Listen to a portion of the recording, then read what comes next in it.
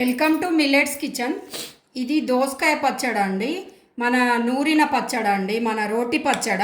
చాలా బాగుంటుంది. ఇది చపాతీకైనా, దోశకైనా, అన్నంకైనా, దేనికైనా బాగుంటుంది. ఇది 2 days దాకా నిల్వ ఉంటుందండి. మీకు వాటర్ తలగకుండా ఉంటే చాలా టేస్టీగా ఉంటుందండి. వేడి అన్నంలో నెయ్యి వేసుకొని తింటే సూపర్ ఉంటుంది. ఎంత మంచిగా వచ్చింది చూడండి రెసిపీ.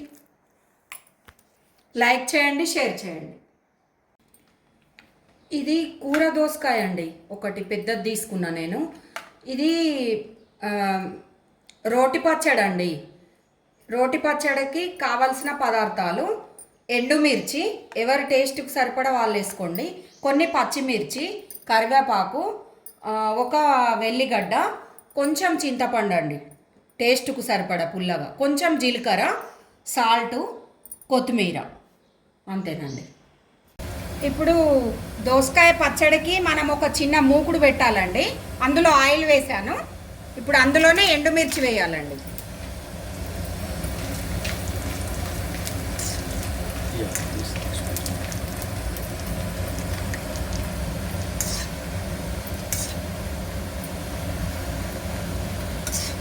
కొంచెం ఫ్రై కావాలండి ఎండుమిర్చి.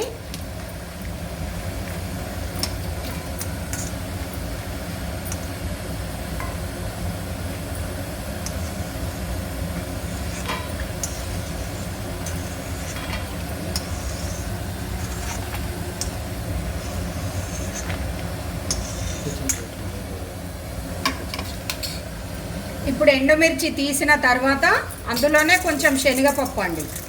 నేను అప్పుడు ఫస్ట్ చెప్పలేదండి, ఇందులో కొంచెం శనగపప్పు, మినపపప్పు 2 వేసుకోవాలండి.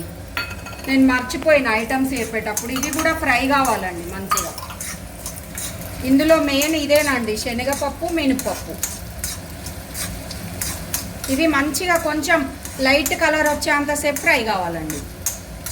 ఫ్రై అయినాయండి, ఇట్లా ఫ్రై కావాలండి, లైట్ కలర్ రావాలి. ఇది ఒక టేబుల్ స్పూన్ తీసుకుంటే సరిపోద్దండి శనగపప్పును మినపపప్పు. ఇట్లా అయినాక తీసేసుకోవాలండి మూకుట్లోకి వెళ్ళి. ఇప్పుడు దోసకాయ మనము పచ్చడి వేసుకుందాం అనుకున్నాం కదండి రోటి పచ్చడికి.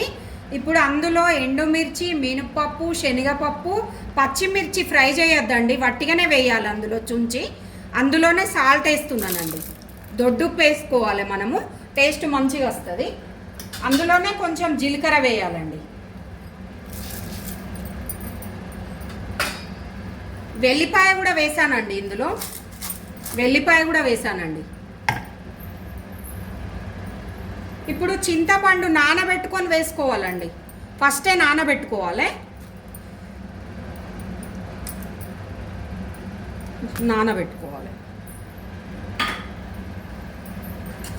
అందులో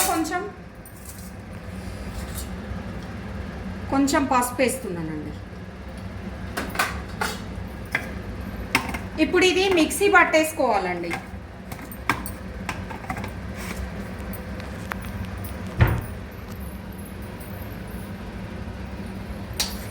ఇప్పుడు ఇది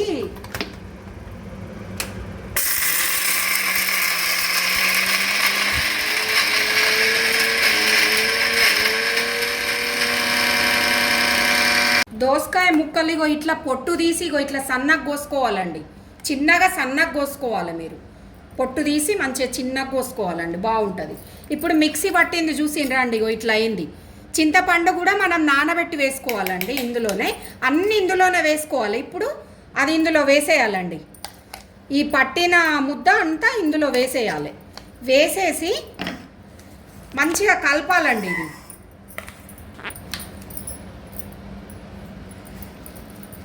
ఇది మంచిగా కలుపుకోవాలి. ఇట్లా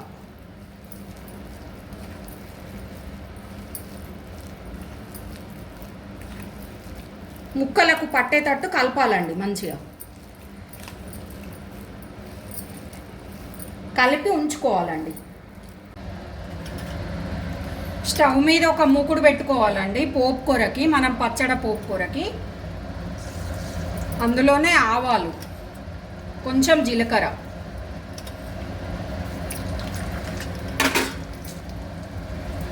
మినపప్పు, శనగపప్పు అండి.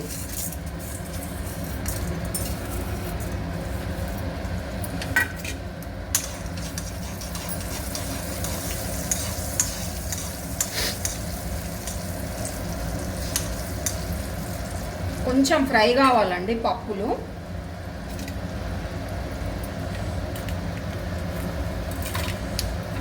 అందులోనే కళ్యామాకు.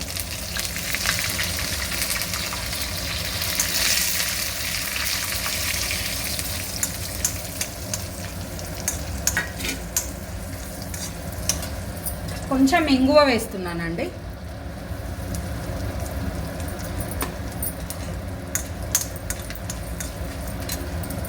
అందులోనే ఎండుమిర్చి.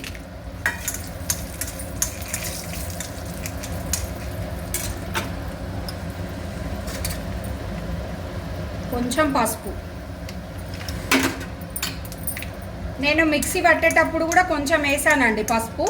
కలర్ వస్తుంది మంచిగా మిక్సీ పట్టేటప్పుడు వేస్తే. అంతేనండి. పోపు అంతా ఇందులో వేసేసుకోవాలండి. ఇందులో వేసేసుకొని మంచిగా కలపాలండి.